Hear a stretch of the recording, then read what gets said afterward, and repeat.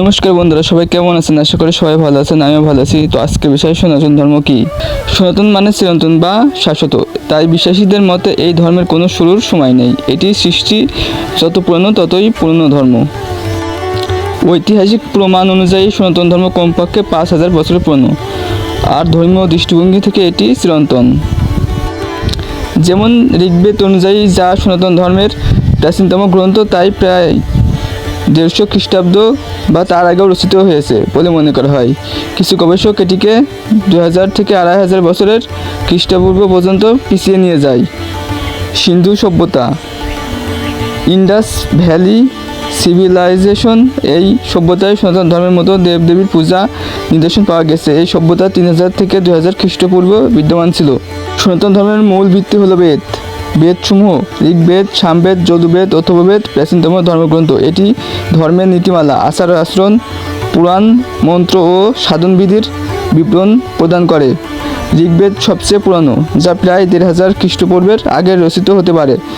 বেদগুলোর মাধ্যমে আত্মা, সৃষ্টিকর্তা, প্রকৃতি এবং মানব জীবনের উদ্দেশ্যে সম্পর্কে নানা দিক থেকে আলোচনা করা হয়। সনাতন ধর্মের মধ্যে অনেক গ্রন্থ রয়েছে, যা পরে হিন্দু ধর্মের আধ্যাত্মিক, আচারিক এবং সাংস্কৃতিক ভিত্তি করে তোলে। এর মধ্যে উল্লেখযোগ্য মহাভারত, রামায়ণ, পুরাণ। মহাভারত এটি পৃথিবীর সবচেয়ে বড় মহাকাব্য এবং হিন্দু ধর্মের গুরুত্বপূর্ণ পাঠ্য। এটি প্রায় 5000 বছর আগের একটি মহাকাব্য, যা ধর্ম, নৈতিকতা, রাজনীতি, যুদ্ধ এবং জীবন দর্শন সম্পর্কিত শিক্ষাদান করে। রামায়ণ, এই মহাকাব্য রামচন্দ্রের জীবন কাহিনী নিয়ে রচিত। এটি প্রায় 7000 বছর পুরনো হতে পারে। রামায়ণ হিন্দু ধর্মের নৈতিক শিক্ষা ও আদর্শের জন্য গুরুত্বপূর্ণ। পুরাণ, যেমন ভাগবত পুরাণ, শিব পুরাণ, বিষ্ণু পুরাণ, এসব গ্রন্থে দেবদেবী, আধ্যাত্মিক পূজা ও পদ্ধতি ও ইতিহাস বর্ণনা রয়েছে। ধর্ম হলো শাশ্বত নীতি, যা জীবনের ন্যায্যতা, নৈতিকতা ও সঠিক পথ নিদর্শন করে। সনাতন ধর্মে বিশ্বাস করা হয় যে মানুষের কাজের ফলই তাকে তার পরিণতি নির্ধারণ করে, কর্মফল বা ফলস্বরূপ।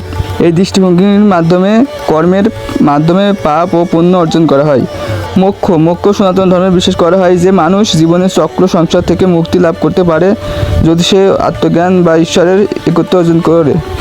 মোক্ষ হলো আত্মার চিরস্থায়ী মুক্তি।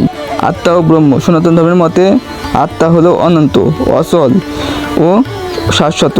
মানুষ ও সব জীবের মধ্যে একটি চিরন্তন আত্মা থাকে। সে আত্মা ব্রহ্ম বা সর্বশক্তিমান ঈশ্বরের অংশ।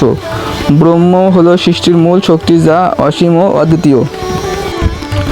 অদ্বৈত বেদান্ত, এই দর্শনে বলা হয় যে আত্মা ও ব্রহ্ম এক ও অভিন্ন।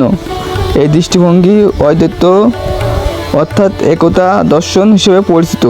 সনাতন ধর্মে বহু দেবতা ও দেবী রয়েছে, যার বিভিন্ন গুণ বা শক্তি প্রতিনিধিত্ব করেন।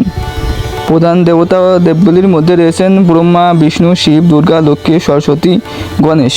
বিভিন্ন দেবতাকে বিভিন্ন চিত্রে পূজা করা হয় এবং পূজা, ত্যাগ, ধ্যান ও যজ্ঞের মাধ্যমে ঈশ্বরের সান্নিধ্য লাভের চেষ্টা করা হয়। সনাতন ধর্মের এক অন্যতম বৈশিষ্ট্য হলো ধ্যান ও যোগ।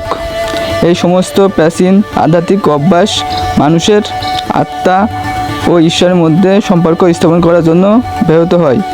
ভগবদ গীতা, যা মহাভারতের অংশ, মানব জীবনের উদ্দেশ্য এবং ঈশ্বরের সঙ্গে সম্পর্ক স্থাপন করতে শেখায়।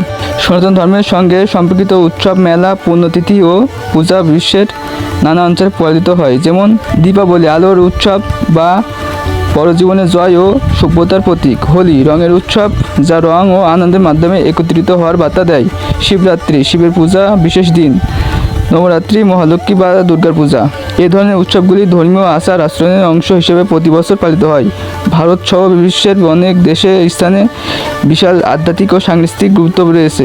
সনাতন ধর্মের ধর্মীয় বৈচিত্র্য এবং বিভিন্ন মতবাদ একে অপরের সাথে সহাবস্থান করে। এখানকার ধর্মীয় গ্রন্থ, ঐতিহ্য, আচার আচরণ, দেবদেবী এবং পূজা পদ্ধতিগুলো অঞ্চলে অঞ্চলে আলাদা হতে পারে, তবে সবগুলো একে অপরের সাথে সম্পৃক্ত এবং একে অপরকে সম্মান করে। বলা যায় সনাতন ধর্মের একটি বিশাল এবং গভীর ধ্যান ধারণা এবং জীবন দর্শন। এটি শুধুমাত্র একটি ধর্ম নয়, এবং একটি জীবনযাপনের পদ্ধতি, যা আত্মা অনুসন্ধান এবং চিরস্থায়ী শান্তি লাভের পথ দেখায়।